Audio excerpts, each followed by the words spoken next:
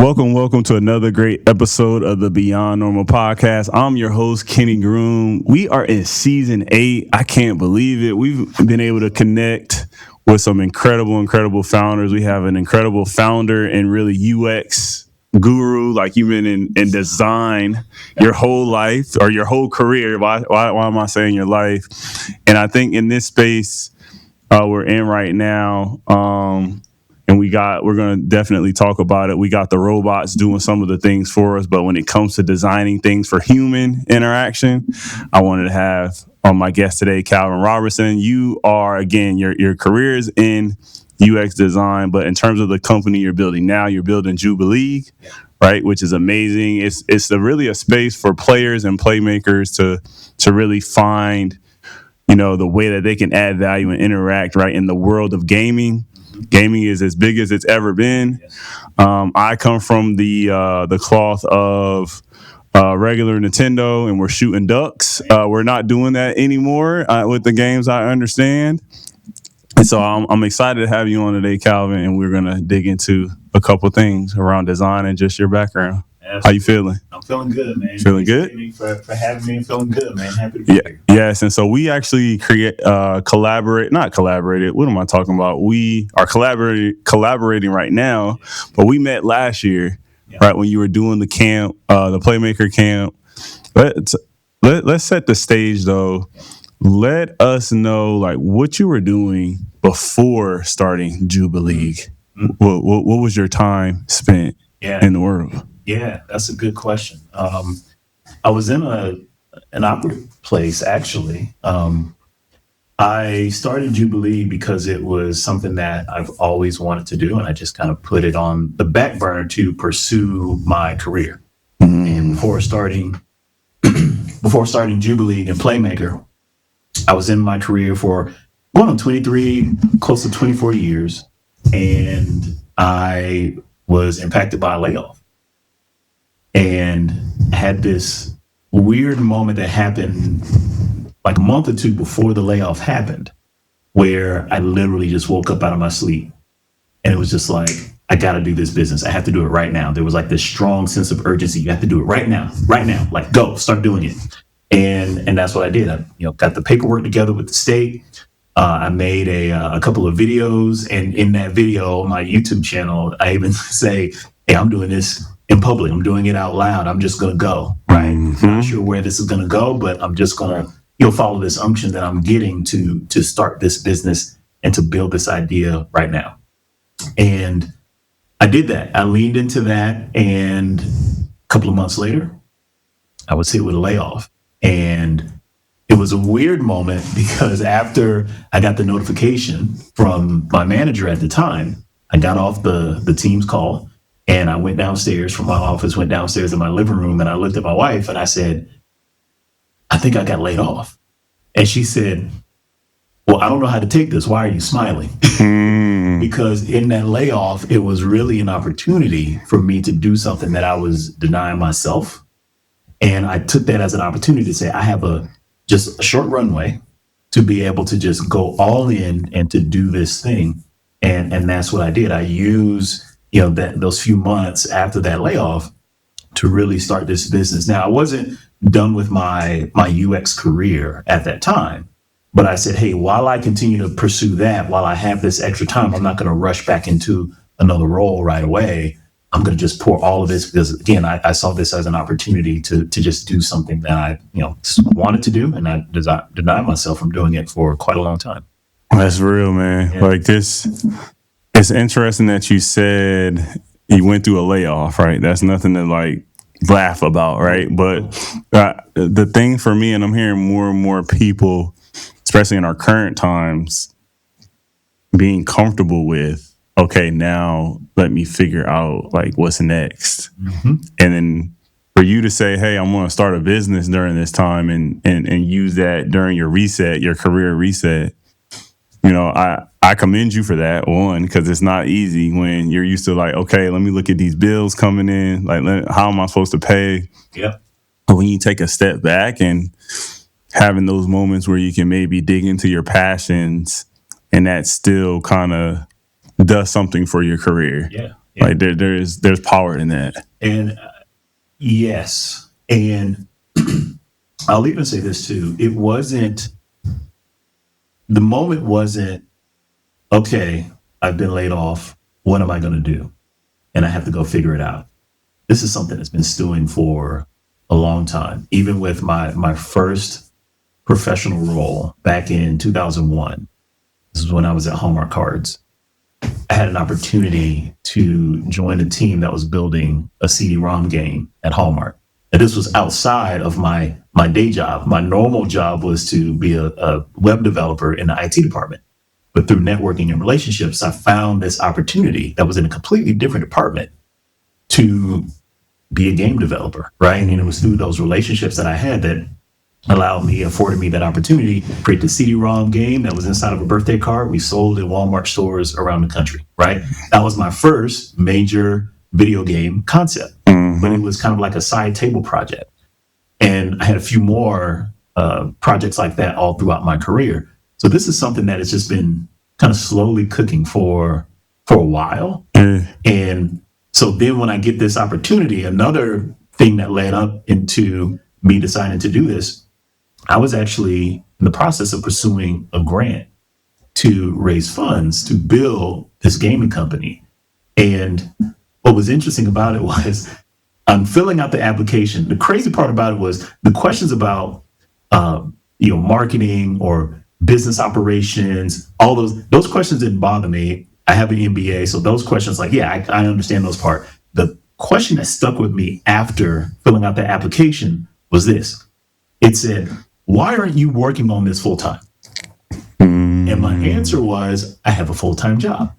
And then it asked the question maybe 2 or 3 different ways, trying to understand why is this person applying for grant money and not doing the job full time? And I have a full-time job. Well, can you do your full-time job part-time so that you can do the part-time thing full-time, right? Okay. So, no, I can't do that because I have this full-time job and, I'm in this director role and I can't do that part-time. You have to be there for the team or be there for the company. You might have to travel for the company. Like if you're in that high-level role, I can't just take off when I want to. I have to, commit to that job. So they asked the question a couple different ways. I responded a couple different ways. But when I walked away from that application, they were excuses, right? Like they were really trying to get to, why aren't you doing this full time? I was telling them why I couldn't. It stuck with me a month before that layoff happened. And then when the layoff happened, all those questions came back to me. I have no excuse now to start this business, right? But the one thing when I had everything else about the application was I got this. That one question bothered me. And now that burden, quote unquote, is gone. Now what can you do? It was kind of an answer to a prayer, but I'm like, okay, I didn't expect it to come that way, but here we are. What are you going to do with it, Calvin? And that was my first step. So that's dope. Like you were pushed off the cliff, literally, in that moment. That's interesting that they phrased it that way, because I get it. Like a lot of times when grants are given or like investors come and they want to put money into you, they're like, all right, like how do I guarantee you put all your time into this? Right. That's definitely a fair question. And it's just so easy to say, like, life won't allow me to do that. And that's usually what like you said, that's where the excuses come in. Right. I think taking it off you just a little bit, because I don't want you to feel like you're going through this by yourself. Like I've had those same kind of thoughts. I think I gave myself a runway to say by the time I'm 40, right, I would be able to do this full time beyond normal media on every outlet worldwide. Right. But I like what you're saying, like having that endpoint like to it, and then now you, like you said, there's no reason why you can't follow this passion of yours. Right. Like you almost got to give yourself, you got to set it up to where you don't have an out. You can't rely on those excuses. Yeah. And I'll build on that too. When that moment happened, I was a leader. still, I'm a leader. But one of the things I struggled with was not only was not only was it an excuse, it was a crutch. I would use my full-time job to not take some of those passion initiatives seriously. And what I noticed was early on, the same skill that I would use in leading a design team at a major corporation, I could use those same leadership skills, management skills, operational skills in my own thing. And that, for whatever reason, that comfort zone, that safety blanket, because I've been in the industry for so long, I know how to do this. This startup thing was new to me, even though I had attempted it a couple different times earlier in my career. So I wasn't totally foreign to it, but I knew what my shortcomings were in those previous endeavors. Now I'm coming at it differently, saying, I'm wiser, I'm smarter, I have more resources, I can do this differently. And two things, I had a support system. Right, you're not in this alone. If you have a support system, have a wife at home that's like, we're gonna do this. Like this is not the worst thing we've gone through. Like we've been through more than this, so we got this, right? So when you have someone in your corner, you're like, yeah, Superman, I can do this. Now, not gonna sugarcoat it, it was tough, right? But when you have somebody that is with you, you can stick it out. And then I found other people, right? So I jumped in this community, this entrepreneurial community in Charlotte, and met new people, got advisors, all those things. I just tapped in to what was already available to me in the city. And then I started to learn new things and try things and just kind of step out a little bit more in a way that I hadn't done in previous, attempts at this, and got different results. Yeah. You know what I mean? So yeah, you definitely need that support system that helps, man. Like that's, what's interesting. We had our guest last season, Donovan Everett. We recorded that one with a live audience. Amazing conversation. And that was one of the things that stood out to me. Similar to you, tons of experience, domain expertise in a particular industry. But he mentioned the spouse, having the right spouse and partner, and how it will make or break your experience being a founder. Yeah. And that's like what do you you don't know, I don't think people are going through, maybe they are going through conversations where they're courting their spouse, asking if I do this, they're not proactively doing it, but they're probably feeling it in their head. You know what I mean? That's a good question, right? Now, it's funny you say that. None of the stuff I'm doing now, we thought about when we met. Yeah, so how do you even? But the reason why she decided to say yes to me when I proposed to her was she saw that I had a lot of vision. So if you don't know what tomorrow may bring, but do you have somebody that can see you and go, I don't know where we're going, but wherever it is, it's going to be amazing because you have vision. You say what you're going to do. You do what you say you're going to do. And I can get with that. I can follow that. I can connect. I can help you build. Right. So that's the other thing. She saw that I had vision. She saw that I was ambitious, but she also said, I'm going to help you build it. Yeah. Right. So then there's got to be an expectation when you see somebody has vision too.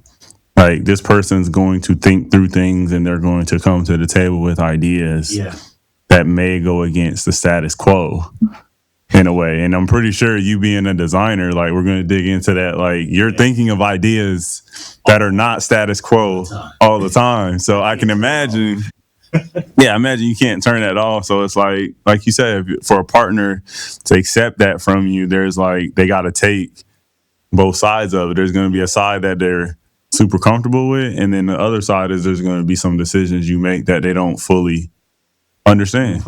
Right? And you can respect that, right? So in you saying that, I remember when we were dating in college. I went to A&T, Aggie Pratt. Shout it out. Yep. And she went to Elon, and we would hang out, or there were times where she would want to hang out, And I'm like, no, I'm grinding. I'm doing homework. Mm. And she would see how diligent I was at my craft. And so on one hand, she get mad because it's like, nah, I want to go. Trying to go out. I'm trying to go out, right? And I'm like, no, I gotta listen. I'm graduating in a couple months. I gotta get it. So, and to a lot of degrees, I still do that. But we've created like this balance of, okay, I gotta have my time, but then once my time is up, I gotta be locked in with her or locked in with the kids. Yeah, the family. Yeah, because she sees the vision, but then it's not just for me; it's for the family as well, right? So that balance is key. And yeah, she's a soldier. She's ups, downs, the all nighters, and Yeah, understood. patient with it. So let's talk a little bit about like the focus of Jubilee and take it your experience in design. Like I want to go back. Like you're focusing on the world of games. Yeah. So I have to ask you, like, were you a gamer growing up? Like, were you that kid? I was that kid, so don't feel like I'm attacking you. I can tell you about my favorite games. I can tell you about all that. So like, were you a gamer? I wasn't a hardcore gamer. I was one of those maybe wannabe gamers because my parents would only allow me to play games on the weekends. Oh, okay. So it was kind of truncated. So it was I get out of school and okay, we got to go to the rental store, Blockbuster. get the Blockbuster. Or whatever. Sometimes it'd be like the little mom and pop. Yeah, the mom and poppy ones. Yep. Rentals, right? And I get the game. I would play it Friday night, Saturday night, maybe a little bit on Sunday, and that's it. Are you beating the game in the weekend? Probably not. Okay, got it. Because Okay. it's one of those where you can get a certain way through the game, but man, I only have 3 days, maybe 2.5 days. And you're sleeping. You're going to sleep. There's a little bit of sleep, maybe, Yeah. but it's like this is all the time I got, right? Yeah. Where my friends can, they can play all day, every day, after school or whatever. I didn't have that luxury, right? Mhm. So I'm a gamer. I don't know if that's a luxury. I mean, Calvin. nowadays. Well, yeah, we don't want them to play the Maybe game. not so much now. But then the privilege, right? Yeah, the privilege. Access to do it where I didn't. And so, yeah, it was more like a wannabe gamer. I wasn't into it as much, but I appreciated it because of the art, the music, the design. And I was the kid that would actually read the instructions. Oh, wow. Interesting. Process. I'm throwing the instructions to the side and just like click and start and then figuring it That was out. my little brother. My little brother would play. He would get frustrated. Why can't this? Did you read the instructions? No. It's okay. And so I would take the time to read the instructions. That might, take a few minutes, an hour or whatever. And he would typically be the first one to play, get frustrated, get off the game. Then I would go in And you have your time. Game, and I have my time, right? Got it. And in that, I'm getting the full experience of the game, right? Because whoever that designer was, they had to design the cover and the layout. And so that was me at a young age, kind of understanding the full user experience of the game. It's not just, the cartridge that you put in the box, but it's, the booklet that came with it. Maybe it's the magazine that you would get in the grocery store with the cheat codes. Like I was more attracted into the world of gaming, even if I wasn't deep in any, one game or multiple games. So That's dope, bro. Yeah. And I think where we're at now, and with the anime conventions, comic book conventions, like to your point, it's more about the world that's created around it versus the game or the one comic in and of itself. It's like, no, like people are embraced, like they're immersed in the world, like they're cosplay, like they're living the characters now in the real world. So it's interesting that you were drawn to, like you mentioned, like the manuals and like that sort of the presentation of it. It was a presentation of the game that really drew me in. And even I would remember playing the game and just stop playing. I'll even do this now, right? I'll play a game and I'll stop playing just so I can watch it, right? I would do that with Miles Morales. I did that with Horizon, right? I'm playing and I would just stop and I would just watch, like God of War, right? I would play and then I'll just stop and just kind of watch and look at the details of how the scene was designed and how the character was designed, and even some of the Easter eggs. What would happen if the character is not moving, right? It has some personality They may yawn or like Yeah. look in their book bag and do something different stuff. Yeah, break fourth wall, like look at you. Right? Yeah, Looking at okay. them, right? Like different things like that. And I'm like, wow, somebody thought enough of the experience to put that in there, even though it may not bring any value to the game. You can't get extra points for it, but it creates an experience that sticks with you, right? Mm-hmm. So yeah, all of that it's that world building of storytelling I was really drawn to, in addition to, man, this is an awesome game. Like, it's entertaining to play. That's really interesting. Yeah. Because I wasn't, like I said, I wasn't that kid at all. Yeah. So I commend you for that. I want to pivot a little bit. Like, what for you to go into design? Like, what sort of courses or like what sort of thinking about learning environments? Like, how do you hone your skill set or your interest in UX design, graphic design? Yeah. Where you were when you were coming up? Like, what was that? What was that like? Some of the earliest memories I have of just being aware that I know that this thing was designed was things like commercials, right? I would notice that shampoo commercials, right? I would notice that shampoo commercials may not have people in it that look like me. And I would go, interesting. I need to wash my hair too, but this isn't speaking to me. Like, who decided to not put somebody like me inside of this? Or the dishwashing soap commercials, and how, you would see the lady wash the plate and she would hold it up and you see that little sparkle, like that little ding. And I'm going, dishes don't do that when you clean it. They embellish that. Who made the decision to put that little sparkle? They didn't put music behind it. It'll go ding. Like, who decided to do that? If dishes don't do that, is that a job? Is somebody responsible for doing that? So I just noticed stuff like that as a kid, right? Just watching TV or just going through the stores. And I didn't know what that was. I didn't know it was a career that you could do, that you could sign up for or go to school for. So growing up, my mom would tell me, hey, you should go into like graphic design or go into comic book design. And I'm telling her just outright, I was like, you can't make money doing that. I don't want to do that. I'm going to do something that makes a lot of money. I'm going to be an architect. So I started like getting into architecture, like studying buildings. And that was the path I took starting in high school. I took architectural drafting. Actually, I went back in the 7th grade. I took a mechanical drafting class in the 7th grade. Is that like CAD and stuff? Okay. Well, it was CAD before CAD, right? Yeah, understood. Before the software, we were doing it with like pencil and paper and like stuff like that, and compass, T-square, compasses. Yeah, and, got it. Understood. Like all of that. Okay. And so I did that from 7th grade all the way through 11th grade. It was all paper, pencils, things. Yeah, that's a real deal. Real deal, right? Loved it. Loved designing houses and buildings and stuff like that. In the 11th grade, CAD came in, and it was only one computer in the classroom, and the other, 20 or so desks were still like your architectural like tables. And I remember looking at that computer and telling my teacher, Mr. Parker, I'm not going to use that computer. That computer cannot design better than I can. You can forget it. Oh, we're gonna talk about this later, where we're at now. Yeah. No, you giving me a segue, but keep going, keep going. And I fought it. And then the next year, instead of one computer, it was a whole row.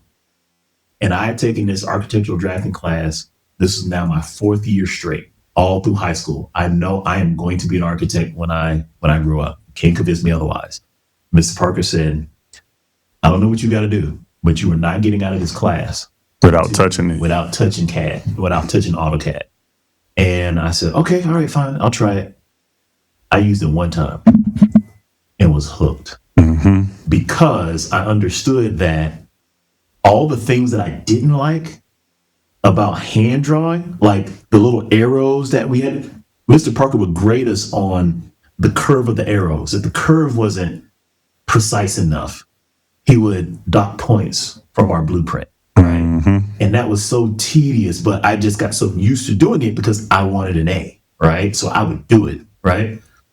But when I would get on AutoCAD and I would design it perfect once, and it would become a design system that I can just copy and paste and deploy everywhere, I was like, oh, okay, so all the tedious stuff that I don't want to do, this computer can do it a lot better than I can. But now I can spend more time doing all the stuff that I love to do, right? I even had like a little side project when I was in high school. Our high school was doing some construction work on the football field and track field. And so our athletic director came to Mr. Parker and said, hey, I need a student to do, lay this out, create a blueprint so we can do some construction work out here. And he goes, I got the person for you. And I played football and ran track. So it was like, wow, that's the best of both worlds for you, right? Yeah. It's like the sad part was after they redesigned it, I never performed on it. Oh, really? Because you had left. I left. Yeah, okay. That was a senior project. And it was like, okay. Bittersweet. It was like, I'm laying out this blueprint for a new stadium. And I came back and visited. You held off on touching it, for a little bit. So that I can be in that moment to be the student. Yeah, exactly. Bring that experience, to the school, right? And so, that was kind of the start of my now going into UX, right? Even though I'm not doing architectural design anymore, all of those skills still apply because it's, what I tell a lot of people in UX. The visual part is great. The visual part to me is more of a byproduct of understanding how people work, how systems work, how people move through systems, how systems are designed to direct people to do something or not do something. So those are the skills that were transferable in the UX world, in the software development world, right? And then if I do that part well, right, that's the one thing you learn about designing a house. Somebody has to live in this house day in and day out. You want them to have a good experience. You have to understand how people work and how they move and how they think. And if I take those same principles and move into software design, I get the same results. And as a byproduct, you have awesome looking software. Yeah, I like it. So let's talk about, there was something in there that you said, there were a couple things, right? But we're going to touch on the experience of you having, at an early age, having exposure to that, and the wheel starts to turn in terms of like, you want to go down the architecture path, the design path. Talk about what Jubilee in the Playmaker program. Like, what are you seeing? Like, what needs to be front and center, in your opinion, for the next generation of architects and game developers and stuff like that? Yeah, and that's one of the reasons why I started Playmaker. Part of it was to scratch an itch that I saw going into the gaming industry. One, I saw a lot of layoffs in the industry. Yeah, even in my layoff, I was considering going into a different, going into the gaming industry, trying to move into these different companies. Didn't get any traction, primarily because I'm kind of a newbie. Like, I have no gaming background, or it's not in my resume except for those side projects that I did at these different companies, right? I don't have a AAA game release, behind my name. So nobody's, probably looking for somebody like me, right? But then I'm also noticing that people with that experience are still having an issue getting into these roles. And we have our kids coming up today, and they're seeing gaming become big and have no clue. How do I bridge the gap between where I am now and how do I get into the industry? And you take that and you also couple it with the tools that are out there, right? So now my UX brain is kicking in, and I'm looking at these tools that game developers use to make games, and compared to like web design and software design, the tools aren't as mature. The process, I would rather say, the process to make a game isn't as directed as you would see with like enterprise software, right? So it's a lot looser, not as many guardrails in the gaming space that you would see in, tech. And so seeing that, I'm going, wow, but how would anybody who wants to get into this industry really make it unless they learn the tools? Like, you have to learn the tools. Well, one of the things that I'm realizing just in my history, in my career in UX, is when you over-index on learning the tool and you don't put enough stock into the craft of making a game, you will confuse the two. You will think that because I know the tool, I know how to create a great game, right? And I think this is the problem that we're seeing in the gaming industry is like you have people that know how to use a tool, but do you know how to create a game that's worthy of somebody's time, right? Yeah. Or their dollar to download to play on their console of choice. So with Playmaker, we decided to focus on that. We decided to say, okay, just forget the tools just for a second. Do you understand what it takes to make a game that's fun? We kind of use the concept of storytelling, right? Because if you think about any game, it just name what's your favorite game? Monopoly. Monopoly. There is a story behind Monopoly, whether you recognize it or not, whether you bought into it or not. The backstory, the history of it, the culture that's built around it. There's a story that's baked into it to where even the people listening, when they hear the word Monopoly, there are images that are already firing in their head. And all you said was Monopoly. That's it. Yeah. Because they took the time to build a story, and then the game was a byproduct of the story. Even the structure of it, even it's taking themes from different streets and avenues and the economy and taxes and all that. There's an inherent story that's coincides with our actual life, so you can relate to it very quickly. You don't have to think about it. Even if you've never played Monopoly before, you get the premise off the bat, right? That story drives the game, right? If you get the story right, the design of the game, the experience of the game will follow. Regardless of the tools, Monopoly is a paper game. Yeah, it's super simple. Super simple, right? Monopoly Go. I have Monopoly Go on my phone. It's a fun game, but that's a byproduct of history, of stories for decades that carry it. So with Playmaker, we focus more on, do you have a good story for your game, right? Do you understand the mechanics of a game? Do you understand the rules of engagement of a game? Because if I can get you to understand that first, and then spend a few days with me, you produce a paper game. Now you've designed something, built something, played this game with your friends, with your family members, and you're like, okay, I did it. And now you just unlocked, that achievement for making a game. No, it wasn't on Xbox or PlayStation or anything like that, but you just created something from scratch, from nothing. It's yours. It's your intellectual property. Now, when I introduce you to C# or Swift or Kotlin, all these different programming languages that underpin the games that you're playing that you don't understand, there's deep code, computer science under that game. It's not just pretty costumes and stuff. There's some real code underneath these games that are making them run, right? Now, when I teach you that part, when it gets hard, you won't run from it because you've already created a game. It's just in paper format. And you've already been validated by your family members, your friends. This is a solid game. It's fun. So when it gets hard, you'll stick with it because it's already in your mind. You've already built a story and maybe a little bit of culture around it, right? Now you ask a different question. It's not, okay, I want to get into the gaming industry. Okay, what tools do I need to learn, right? Because anybody will tell you a tool, depending on who you talk to, they'll give you a tool. You'll go download the tool, watch a YouTube video, and then give up when it gets hard. But the difference is if you say, hey, I made this game, I really like it.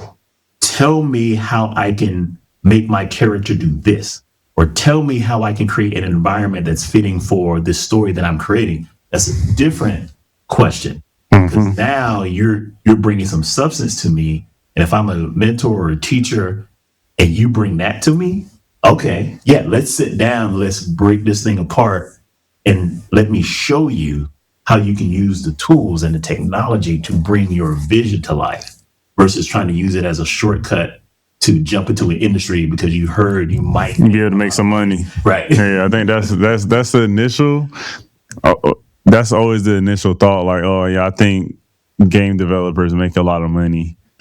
And some of them, and I have some people in my network who are independent game developers, and they spend a lot of whatever comes in. So I don't know if it's true. Like, there's this significant portion of the industry that's making this money. But you touched on something there, and I think the idea of creating the physical product and then taking that into the, a digital, into our devices now, like there's so much value in my mind. There's like a premium on experiences now.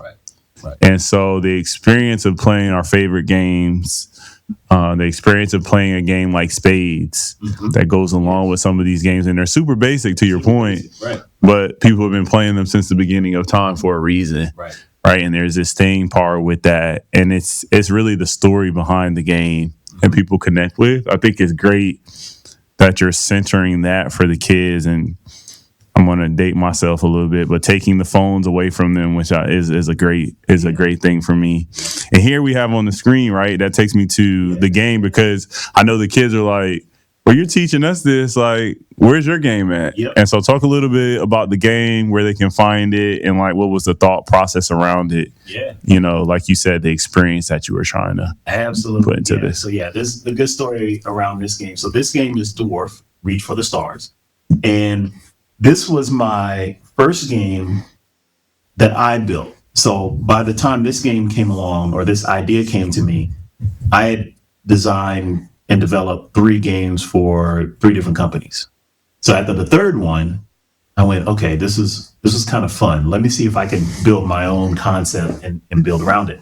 So one Saturday morning, I woke up and I said, you know what? I've been thinking about this long enough. I'm going to do it. I'm going to make this game. I woke up early that morning, before my 2 boys woke up. My boys were young. I think they were still single-digit age at the time. And I said, I'm going to build enough of a prototype to get them to play it and to see if it's any good, right? Can I hold their attention more than 2 seconds? So I had this idea of a game to where I would have stars just kind of hidden in space, like using the compass and the gyroscope on the phone to find these hidden stars. So I built the prototype, put it on my phone, and when my boys got up, I said, hey, I made this game. I want you to play it and tell me if it's good or not. And they were like, well, how do you play? I said, I hit 3 stars. And what you have to do is you have to physically move your body, like spin around in circles or whatever, and find the stars. They're just hidden in space. Right? Mm-hmm. And so my oldest son, Isaiah, he plays it, and he's like turning in circles. And then when the first star showed up on the screen, he goes, oh, I found one, Dad. And I was like, okay, good. Find the other 3, right? So he spins around, he's jumping, and he's doing all this kind of stuff.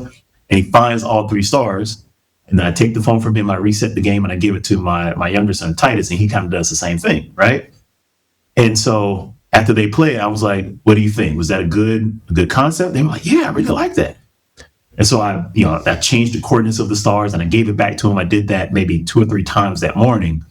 And it was to the point where it really like held their attention. Like I had to be like, okay, I need my phone back now, right? Let me keep working on it. So once I did that quick test, like literally like that morning, like this was something that I hadn't Googled it or researched it. It was just, I woke up that morning and I said, I have to do something. Let me just spend an hour or 2, build enough of a prototype, put it in a kid's hands. Let me see what happens. Once I had that, I went, okay, let me build this out into the concept that you see now, where instead of it just being like a white screen with 3 stars on it, it was, can I immerse you in a 3D world? And can I accept these like different polar coordinates and have these stars just kind of all around like in 3D space, and then set a timer behind it and put like some retro arcade music behind it and make it into this concept of Dwarf that it is today, right? And even, we talked about having a support system and having my spouse help. I even got the game to a place to where the concept was good. I had this space theme. I think at the time there was a blood moon eclipse about to happen. And so we were all like NASA geeks and, just kind of in that space mode, right? But I didn't have a name yet. And so we were coming up with different ideas for names, and nothing was sticking. And I was like, I don't know, nothing is happening. And my wife goes, why don't you call it Dwarf? Like Dwarf Star. Yeah, I thought of Dwarf Star when you just said that. I was like, I mean, she just kind of, again, she's in healthcare. Like, she does not like this design stuff. But she seen me like toil over this name, and she's just like, what if call it Dwarf? And it just bam, that's it. And so it's been Dwarf ever since. And I just not too long ago remastered it for iOS, and I'm working on another version for Android as well. And again, it's kind of that labor of love. One, it was that project to see if I could actually do it, and two, to see if people actually would want to play it. And it's one of those games that I still kind of go back to, even with my busy life and busy schedule. I prioritize so many other things, but my baby Dwarf here is one of those things that I keep pushing. So you mentioned remaster, just now. Yeah. What does that entail for a game? Yeah. I've obviously heard of remastering for like music. Yeah. Like a remastered version of like a classic album comes out. Or another way to say it is like refactor, like I refactored all the code that was in it. So more efficient. Make it more efficient. The very first version of Dwarf was written with a technology called Cordova. And so basically it was, I'll explain. Yeah, explain it to me, please. So Cordova or PhoneGap, some people might know it by the name PhoneGap. So it's basically if you're building, which my career, I had a career building web applications.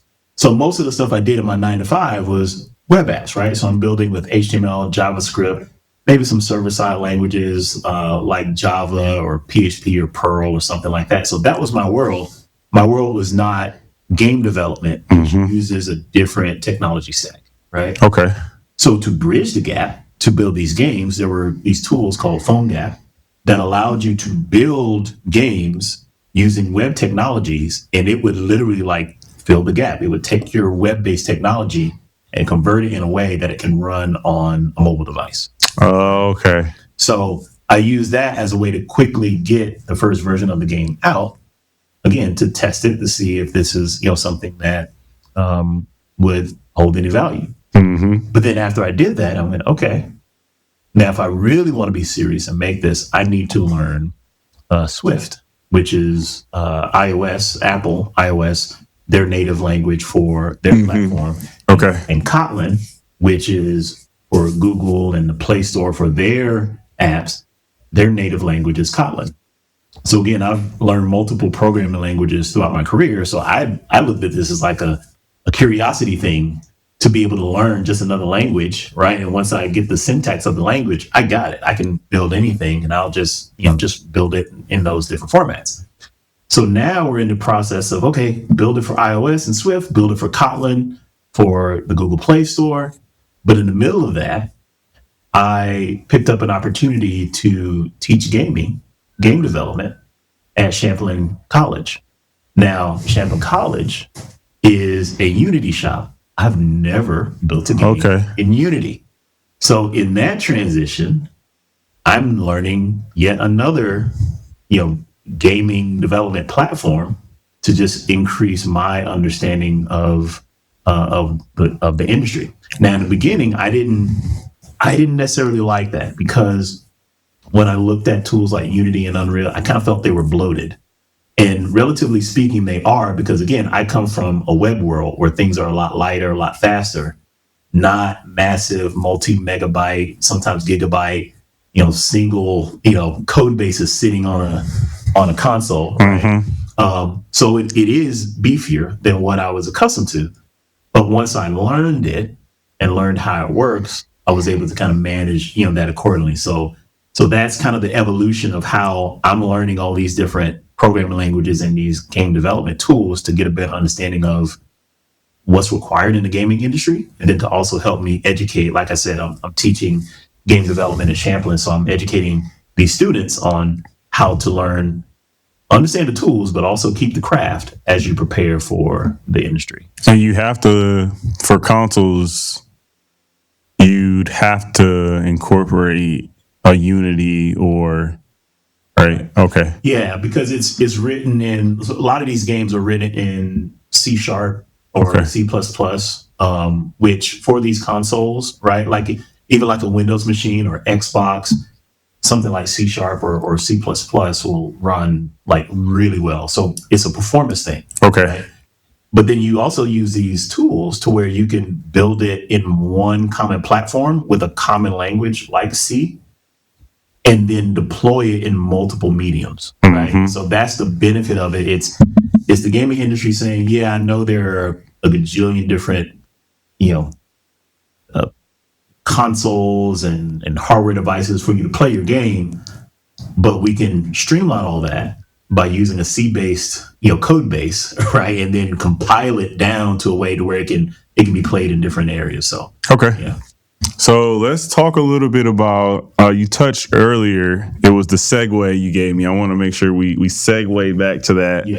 where you were talking a little bit about, you reached a point where you understood that, there's tools, and the tools allow, the computer, it automated the things you didn't want to do so that you could do the things you enjoy now. Right. So now we're in a space now where, I mean, it's debatable how much work can be done for us, right? But it seems like a lot of the work can be done for us. Yeah. Yep. So I'll give you an example in context, and then I'll pass it to you, definitely for your perspective, right? I recently shifted our beyondnormalmedia.com from a traditional web hosting platform, right? And now it's on a Lovable. Yeah. Right. And so I'm curious your thoughts with businesses doing that, right? Where it seems like the AI can write some of it, and then now I feel like I'm a coder a little bit, and it's like, like what? Talk a little bit about where we're at, and how maybe even in the context of the class, the Playmaker program, like how do you factor in that the kids are going to want to do some AI things and let the AI do some of the work? Yeah, that's a loaded question. I figured as much. I'll start with the first question of what do I think about companies making that move over? I don't necessarily think it's right or wrong or bad, or I think it depends on what you're after. I think in a lot of respects it can help companies who don't have the resources and don't have the means to have those type of experiences that maybe a team of highly trained engineers can give you, right? You can type it into a box or say it, and it will produce it for you, right? I think there's a lot of value in that. So I won't immediately dismiss it and say that's bad. I do think that it does open up a different question of, do you understand the goals that you're after? Do you understand the type of experience that you want to create? And if you do, you can articulate that to this tool, and it will generate exactly what you need. So where I'm seeing people really get the benefit of it, if you have a very clear vision about what you're trying to accomplish, and this tool can help you get there faster, then there it is. And it may not necessarily be a thing of laying off of jobs or anything like that. Now, again, I think there are some scenarios where somebody jumped on the AI train really quickly, maybe made some bad decisions, and then had to come back and adjust some things, maybe in the form of layoffs or some other fashion. And we should just call that out for what it is, right? Mm-hmm. You just made a bad decision. Even if the founder or the CEO doesn't, in some cases, we call a spade a spade. We call a spade, right? Somebody made a bad decision. And I don't know why we're afraid to just say that, right? Mm-hmm. But I think in some cases, it's not that. I think in some cases, it's, I can't afford to have a team of 100 engineers. Mm-hmm. So this is the next best thing for me. So I'm going to use this. And if I have a clear vision of what I want to accomplish, win-win. Now, if you don't have a clear vision and you have this powerful tool, what you'll see is AI slop. What you see is memes and cartoons over social media. Mm-hmm. That's what you're seeing right now. That's people that get a new tool and don't really understand the purpose of it, right? When you don't understand the purpose of a thing, abuse is inevitable, right? So again, not inherently bad. I think it's just how you use it. Now, when you think about the next generation coming up, I'm actually pretty excited because I'll give you a quick analogy, right? So in my background, I know how to do video editing, nothing to the level of what you're probably doing on a regular basis. You'd be surprised. You would be surprised. But I can make my way around Final Cut, right? Mm-hmm. But when I do Final Cut, like at home, I have like 2 big monitors. Like I need a whole setup. It's a desktop situation. Like I'm not comfortable video editing unless I have that. Right? Okay. But I had my son do some work for me for Playmaker. I said, hey, can you make me like a sizzle reel for something really quick? He did it in a couple of hours, all on his phone. Yeah. And I'm going, You can do a lot from your phone now. You can do a lot from your phone, right? Now, I can do it from my phone, but that's just not my preference, right? I went to school to do video editing. He learned how to do it on TikTok and YouTube. He learned on his phone, and he's doing the final deliverable on his phone.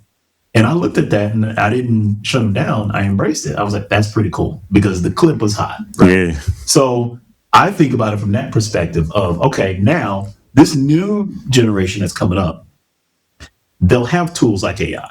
And in my house, I don't shut it down either, right? Like, hey, I feel like this is the future. Now, don't give up the craft. You still need to know your stuff.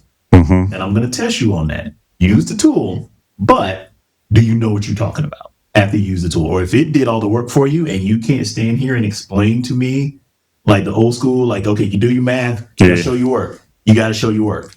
So if you show your work and use the tool at the same time, then yeah, I'll endorse that. I think that's a realistic expectation with where things are going.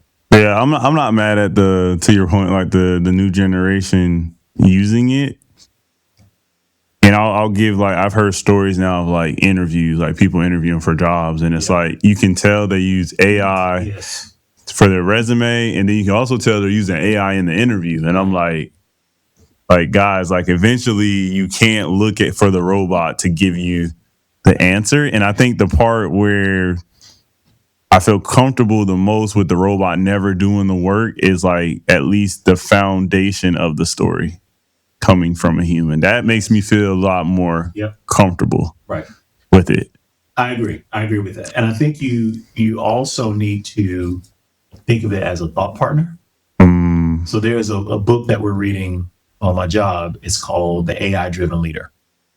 It's by Jeff Woods. And the idea is that you do not give over yourself to this robot, right? You still remain the strategist, the IP, the thoughts, the imagination, the originality still comes from you, but you recognize that this is a partner. You recognize that this is a thing that you can tell it something, and then you also set expectations. I need for you to do this or that. And you instruct it on how it is supposed to respond back to you. You don't just throw it out there and just go, well, what do you think? Right? You have to direct it because you are still very much in control. Like, don't relinquish that control to it. Now, if you do that, then yes, you can wield it to do whatever it is that you need it to do. Right? I use it on a daily basis. Right? Me too. It is crazy. It's crazy how much more creative I am. The analogy that I've thought about with how AI has become so popular in the last 2 or 3 years right now is the transition I had becoming a leader, right? When I was an individual contributor, my job was to come in, clock in, build the app or do the research or do whatever the UX process needed me to do that day, and then go home. And I noticed that I had a limitation. I could only work on 2 high-level initiatives at a time. Maybe I can do like 2 major projects and maybe 1 side project. But if you give me 3 like high-level projects, there's not enough time in the day. I can't touch that many people all at one time. And so I had limitations, like physical limitations at how much I could do. When I became a manager, and it wasn't just me being promoted, it was me coming into a new role and then being taught that, hey, this is a new job. You're no longer an individual contributor. As a leader, we don't expect you to know how to use Figma or know how to, to facilitate a workshop. There's no more player coach, just coach. You're more than a coach. Right? And your job is to recognize that you have players on your team. Your job is to make sure that you do the blocking and tackling so the players can do what they need to do unbothered. Right? That's your job. Right? Once I got that, I was so much more creative. I did not expect that. I did not expect how creative I would be as a leader, because nobody tells you that when you're an IC. They tell you that being a manager is boring and nobody wants to do that. Or we don't need managers. We can just do it all ourselves. But when I made that crossover properly with the right mentorship, I became way more creative than I thought I would. And the reason was because I wasn't using all of my creativity to do one singular thing. I was using my creativity to create a team of designers that collectively could do more than I could do individually. So when AI comes along, I'm going, okay, this is crazy. So I'm a design leader with AI? Say less. How much more can I do now? I can now kind of relinquish a certain task that I do because the computer can do it a lot faster than I can. And then when I get back, is more strategy things that I can then bring to a team of people to go do. So I still keep the human in the middle. I still keep the humanity aspect of what we do, but I don't mix metaphors here, right? Like I have a team of people and I have a team of technology tools, and I'm trying to use them both appropriately, right? To maximize what either I can do or what my team can do. Oh, that's dope. So now I know that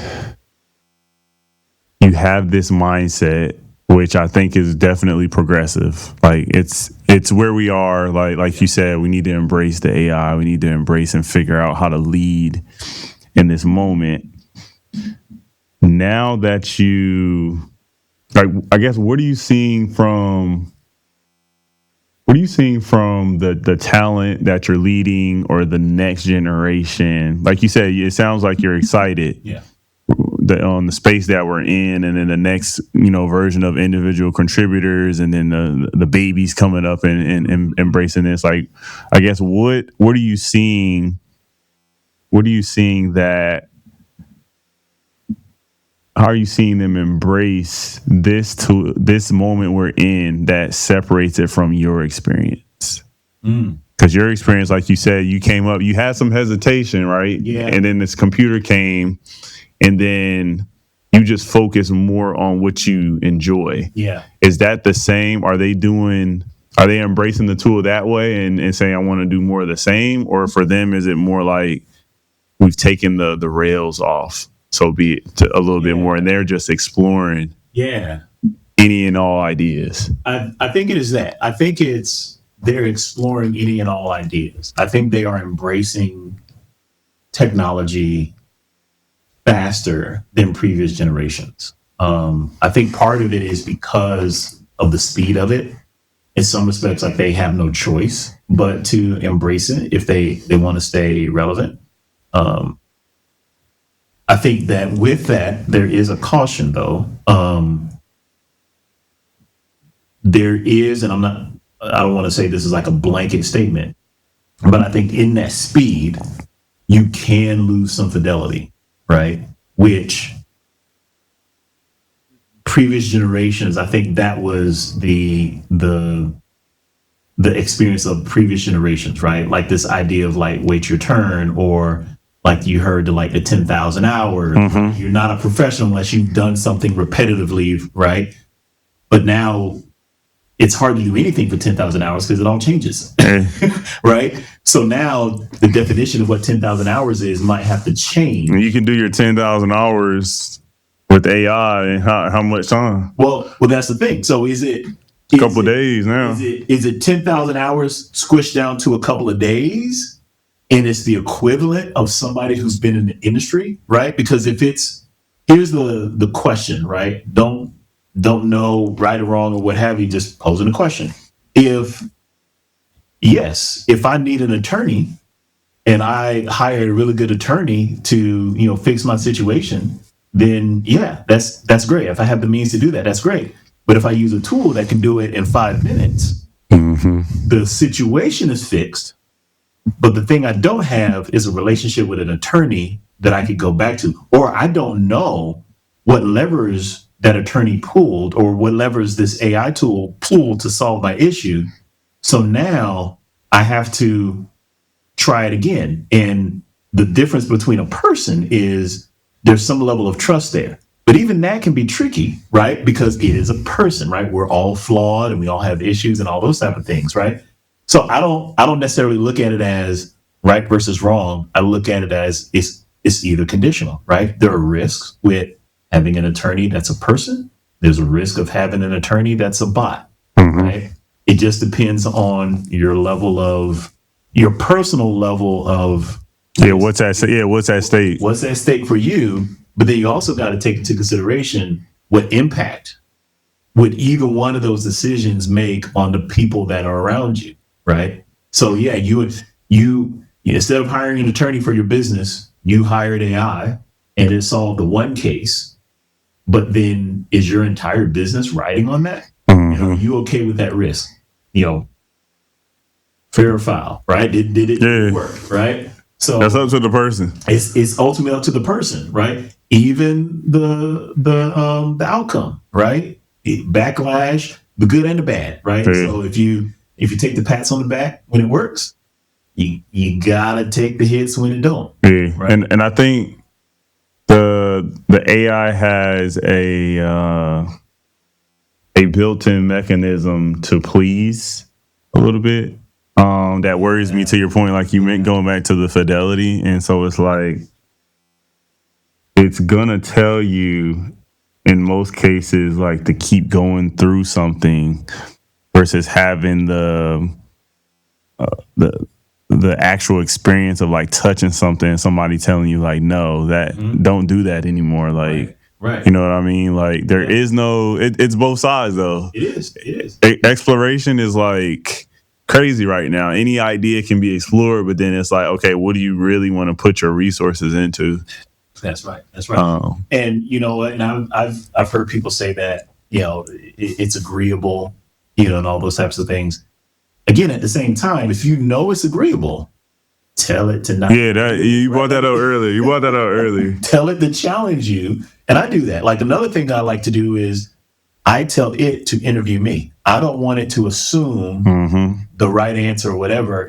I want you to interview me so that you can take what I'm saying as value. I think and that makes sense because where we're at now, it's definitely more efficient AI in doing like more like deterministic, like going down set paths versus being like, hey, see how many paths there are and you pick one. And it's like, well, it's a black box. I don't know why it's picking any. Yeah, it'll just keep going. It'll just keep saying, yeah, let's keep exploring. It's like, no, like I need a little bit more, like you said, definition around this. So that's key. You gotta define it. Yeah, you gotta define it. It still puts us in the middle. Exactly. So I wanna bring this a little bit full circle here. How can let us know, like for the Playmaker program with the next generation of gamers, game developers, like what's in store for this upcoming year, and then how people can tap in and support. Like, what does that support look like? Absolutely. Well, for many people, if you go to calvinrobertson.com, you can find me, right? I'm working on a new website. So depending on when people hear this, they may see that. But if not, you always have Calvin Robertson. I don't see you. Always have Calvin Robertson, right? So that'll be the best way to connect with me to all the things that we're going to be doing. But more specifically, we have another summer game camp coming up. This summer, we're going to do it again at Greater. This will be our third Playmaker game design camp. So they're always a great experience. So, again, connect with me online for that. I also have a couple of speaking engagements coming up. Occasionally I will do a speaking tour. One will be in Amsterdam, middle of April. I'll be there at the Smashing Conference this year. And then later in the year, in the October timeframe, we'll be in the Maryland area at the UX conference. there. So look for more on that. And so, but other than that, yeah, you'll see me on social media releasing more things. I'm also working on another game, a word game. So be on the lookout for that. Interestingly enough, it's the original version of this game is actually a Dutch game. So it's kind of serendipitous that I'm going to Amsterdam in a few weeks, and I'll go there and kind of share that game with the people there. And but yeah, that'll be coming out later this year too. So. And I'm curious, like it is conference season to the start of the year for sure. I'm curious, like when you get into the UX conferences and you're in these spaces, like is there anything in particular that's exciting you, like anything upcoming that you're like, oh, like make sure this is on your radar, not for people that may not just for the UX professionals, but like for founders, like, hey, what tools are out there from a design perspective that help me tell a story to my audience? Is there anything? Well, maybe a slightly different angle. I think the thing that is really, getting me, and this is one of the things that I'm going to be speaking about at these conferences, is really the transition in leadership. Because I think a lot of the challenges that we're having, whether it's gaming industry or tech industry or UX, is leadership. We don't always have leaders who understand the space or understand how to build teams. And the biggest challenge with that is we have good people, they know their craft, but they weren't guided into leadership because it is a different job. And so that's one of the things that I've been really big on in the past couple of years, because everybody's talking about tools, right? Everybody's talking about processes and all those type of things. And so I feel like, we have enough of that. The thing nobody's talking about is how do I change this climate? How do I change this environment? How do I create an environment where designers can come in and solve real problems, right? Developers can come in and do some awesome things. And then even with AI, right? You gotta be in a position of some level of authority to even, make, that type of impact. And so for me, that's been really, really key that I start to spread that message a little bit, because again, it's that same analogy I gave about being an IC coming to a manager. Yeah, I can tell you about tools, but if I get in your head and show you how you can be a better leader, you bring all the tools that you have with you, which will far exceed the tools that I can have. It's like both of us can bring up to our respective spheres of influence. We can bring all of our tools together. But the conversation that we had is really about how do I get you to see yourself as a leader? Exactly. Show up in whatever space you're in. Whatever space you're in. Yeah, and I think that's powerful because, like you said, we go on like everybody's a student of YouTube University now. Like you can easily go up there and learn a tool, learn a language, learn a process or procedure, and it's like now that we're at that point, it's like the value is definitely in you showing up and then unlocking value for yourself and more importantly for others, like people, and the critical thinking that goes with that. It's like we don't if there was a YouTube video, you don't see that many YouTube videos. There's a plethora of YouTube videos about Figma. Oh, for sure. But that part, you don't see too many people and specifically see people like dive into it. It's few and far between. That's it. That's few and far between. So that's part of my speaking tour. That is really my concept. I'm calling overflowing leadership, to where I'm talking with aspiring leaders about how do you don't just keep the leadership to yourself. How do you pass it on to a team to where they can start to do things that exceed what you can do as a. Yeah, that's dope. Coming to a platform near you. So I will definitely be supporting, and you let us know how we can help out there Beyond Normal Media. Absolutely. Lastly, for this season, we're definitely asking our guests to challenge people's thinking, right? And so I want you to close us out. What do you want people to change about the way that they think about design? After this, hearing this incredible conversation where you drop so many gems, but like, what do you want people to change after hearing this and then moving forward about the space of design? Absolutely. That design is a byproduct. Design is, in most people's minds, the way something looks. And If that were true, then I would say that it is a byproduct. And so then the next question is, it's a byproduct of what? And I mentioned this earlier, it's if you understand people and if you can articulate the problems that people are having in a productive way, then you've already halfway come up with a good design, right? Mm-hmm. Like the adage that says a well-defined problem is a solution half solved. So design in its true nature, not how we like to promote it today, design was really about solving problems. And the output of that was just a better solution, right? And so if we change that idea to say that it's really the outcome of the byproduct of, first, I want to go in and understand who you are as a person or as a people or as a culture, and then understand what your problems are. And I can articulate that, then it's almost like the goal will be sitting on top of the ground. Like I don't have to design it because the design will just reveal itself because I spend more time unpacking you. Oh, that's dope. Yeah. I ain't gonna say nothing else. Thank you for tuning in to another great episode of the Beyond Normal podcast, Calvin. Appreciate you for coming on, and we'll definitely be supporting and figuring out how we can tap in with the Playmaker program. Absolutely. Thank you, sir. All right now. Take care.